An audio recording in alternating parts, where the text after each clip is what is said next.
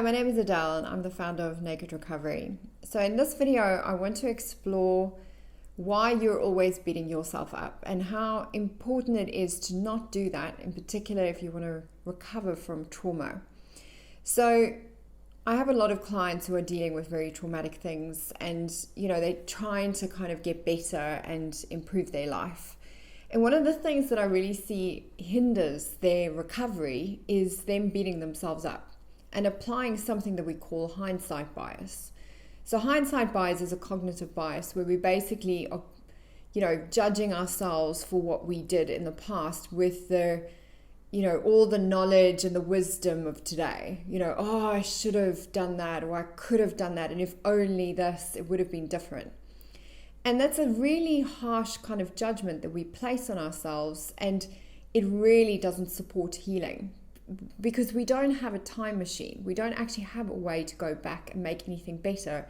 So what is really the sense in focusing on those kind of biases?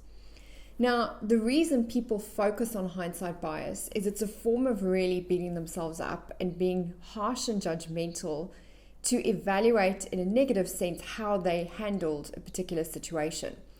So when we look back and reflect, we think, I have so much regret. I could have handled it better. There were things I should have done. If I'd only done these things, my life wouldn't have turned out this way, and I wouldn't have experienced this trauma that I've experienced. The reality is that it's really important to have self-compassion if you want to have healing. Healing is actually a learning journey, and learning really requires us to be at peace with ourselves while we're doing that. If you're beating yourself up and judging how you have handled a particular situation, you're not going to be learning and you're not going to be healing. So the stages that you need to go through to actually recover from a trauma, first step is you're going to be in that place of feeling really down and out, sad, morose, almost like life is getting you down. This thing might have happened to you and you might not have really wanted it to happen in this way. And you might be in that space of feeling disempowered, a bit like a victim. The next stage is where we begin to survive. We're surviving, we're getting out of bed, we're doing things, we're able to function, go to work, and crack on and get back with life. But we can often oscillate between these two if we are also being hard on ourselves and beating ourselves up at the same time. To move to the next stage, you actually need to develop what we call compassionate resilience. You have to develop a sense of self-compassion. And it's really not weak to do that. It is important for your healing journey to have self-compassion, to realize that as human beings, ultimately, we always only do the best that we can with the information that we have available. At the time, stuff was going on, and for whatever reason, you chose the path that you chose. Perhaps there's some learnings from that. Perhaps there's some feedback from moving forward again in a different circumstance you might have chosen differently. But to judge oneself on something that you cannot fix or change going back, it is just a way of keeping you stuck between victim and survivor. To move into that next stage, you've got to accept what's done is done.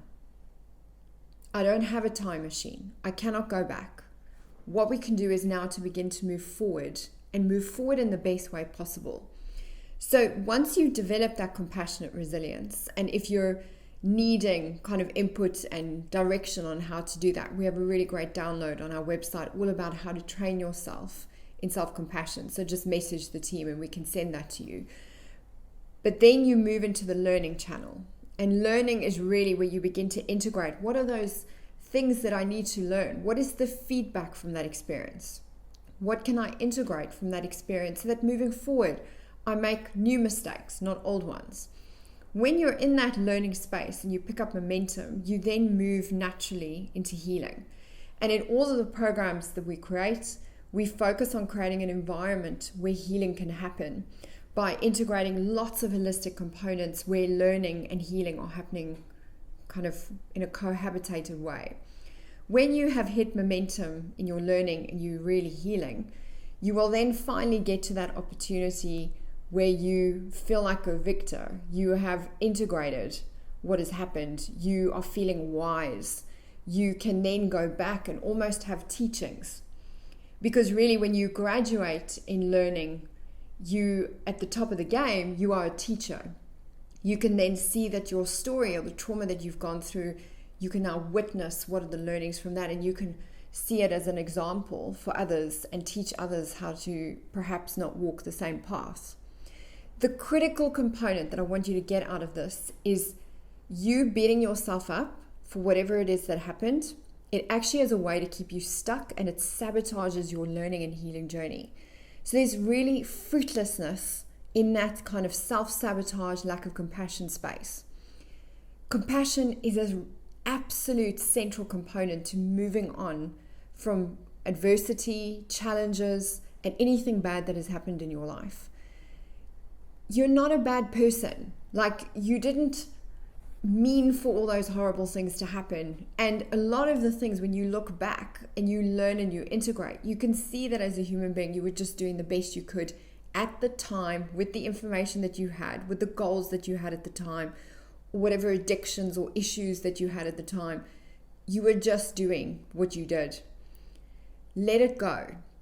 Develop that compassion. Integrate the learnings and turn them into covenants and honor codes moving forward for the future. That is the way to really kind of thrive from what has happened and to make the best of a bad situation. Okay, so I hope that gives you something to focus on. And if you have any other questions, please feel free to contact us on our website. Take care. Thanks.